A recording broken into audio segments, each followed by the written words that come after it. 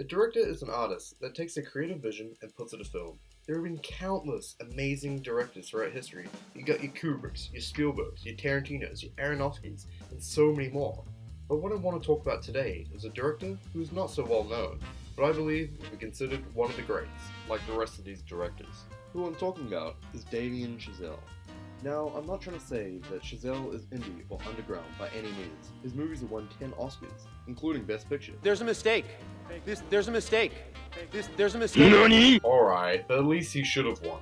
But even though he has directed 3 Oscar-winning movies, he probably isn't what comes to mind when thinking about great directors working today. That to me is an absolute tragedy. Chazelle has made 3 feature-length films throughout his career.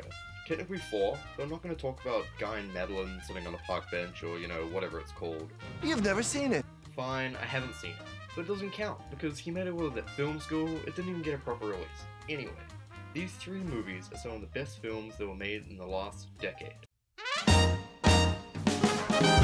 Straight out of film school, and after he made that park bench movie, Chazelle moved to LA to pursue a career as a director.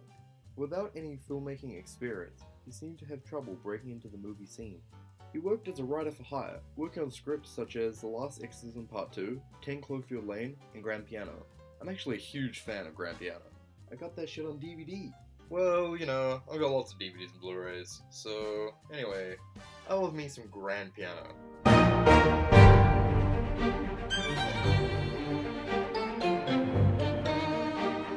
Grand Piano is a musical thriller directed by Eugenio Mira about a concert pianist performing his first show in 5 years who is then threatened at gunpoint unless he plays the best concert of his career. If you think the premise sounds weird and cheesy, it is. But the movie's so fun and full of character. The pianist, Tom Selznick, is played by none other than Elijah Wood. The guy. I'm the guy. Elijah Wood's performance isn't bad, but it's not what makes the movie great. What makes it great is the music and cinematography.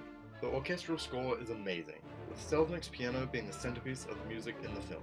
Elijah Wood didn't play the piano in the movie, but he faked it very well, so that it was not noticeable when they dubbed over it. The speed in which he moved his fingers is extremely impressive. This movie is full of lots of tight shots on musical instruments while they're being played, making the audience focus on the music as well as making it visually stunning. This cinematography and editing is very similar to Damien Chazelle's debut film Whiplash, making me think of Whiplash as a spiritual successor to Grand Piano. Overall, I really like Grand Piano, and even though it wasn't directed by Chazelle, I do think of it as one of his movies, especially with its similarities with Whiplash. Okay, let's get down to the meat and potatoes.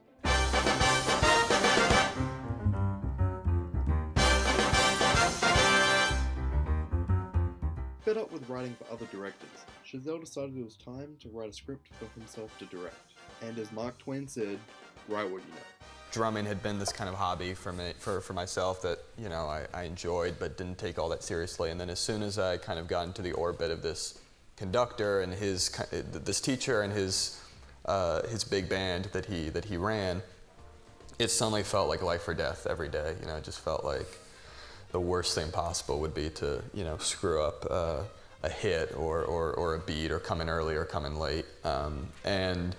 And so I just remember the dread, the kind of daily dose of dread that I would feel during that time. I don't play that much anymore, but it's just you get a lot of fodder from that sort of emotional experience, and it occurred to me that that there might be a subject for a movie there.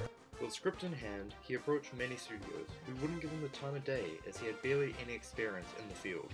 Finally, he approached Right Way Films and Blumhouse Productions, who suggested that Chazelle make a short film based on the script as a sort of proof of concept to fund the full-length feature. So, what do I think about the short film? I'd say it's pretty good. Its 18 minutes of runtime seems to capture the essence of the final product, but it's not as highly produced. It shows jazz drummer Andrew Neiman, played by Johnny Simmons. Hi. As he joins a jazz band run by Terrence Fletcher, who is played by J.K. Simmons. Are you serious? And shows an abusive student-teacher relationship begin to brew. Side by side, many of the shots from the short are similar to the full-length version, as Chazelle literally just made a scene from a script and sold it as a short film. J.K. Simmons is absolutely phenomenal in this role, portraying his character Fletcher with such ferocity and energy that it's hard to distinguish his role from the short compared to the final product. The short isn't without its flaws though. The lighting is a bit off, and the bright shots don't really fit the mood of the scene. Audio sounded kinda crap as well, with the sound echoing through the room. I guess they had bad acoustics. Also, some of the performances are a bit lackluster, looking at you, Johnny Simmons, especially compared to the eventual full-length version. The short was well received, showing at the 2013 Sundance Film Festival, and Chazelle was able to finally get the funds he needed to fund the full-length version of Whiplash. For the feature length, Johnny Simmons was replaced with Miles Teller, but J.K. Simmons stayed on as the character Fletcher, because of course he did. No one could replace him. So what do I think about the final product that dropped in theaters in 2014? It's 106 minutes of runtime, keeps me glued to the screen no matter how many times I watch it. Like in the short film, it follows the abusive student-teacher relationship between Andrew Neiman and Fletcher, but unlike the short film, Miles Teller gives an amazing performance, way better than Johnny Simmons. Andrew Neiman begins the movie as an awkward, naive student who is an alright drummer, but has aspirations of being great. I want to be one of the greats. And through his perseverance and his abusive relationship with Fletcher, he becomes just that. This character feels so much more fleshed out opposed to the short.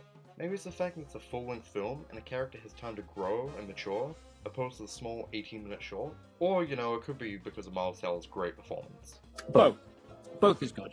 Through Neiman's relationship with Fletcher, he grows to become an accomplished drummer, and shows that he has gained immense skill through the punishment shelled out by Fletcher. The relationship is such an interesting character study, as the film poses the question, does the outcome justify the means?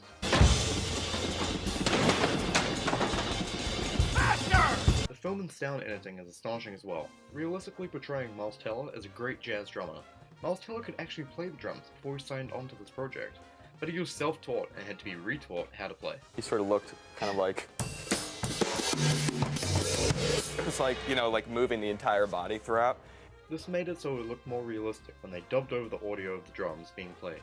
But as Teller showed himself to be a good enough drummer, large portions of the drumming scenes were actually played by Miles Teller in the film, giving more realism to the role. Such as is in the short film, J.K. Simmons stole the show with his role as Fletcher. His character was so aggressive and intimidating that chills go down my spine every time I watch this film. It is said that Chazelle told Simmons, I want you to take it past what you think the normal limit would be. I don't want to see a human being on the screen anymore. I want to see a monster, a gargoyle, an animal. Yikes!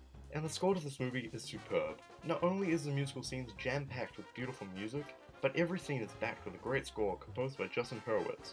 Hurwitz worked with Chazelle on all three of his movies, so get used to me sucking his dick. It's really hard for me to say something bad about this movie. If I had to criticize it, I would say the girlfriend character is a little bland, and then there's this pointless scene with Neiman's family. It doesn't really go anywhere, it doesn't affect the plot, but that's it. And damn, the ending of this movie is so crazy. I won't spoil it, but I'd argue it's probably one of the best endings of any movie ever.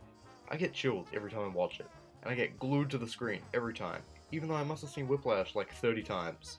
Whiplash was a huge hit, grossing $49 million, when it was only made on a budget of $3.3 million. It was nominated for 5 Oscars, including Best Picture, but ultimately won 3 for Best Sound Mixing, Best Film Editing, and Best Supporting Actor for J.K. Simmons. Wow, thank you.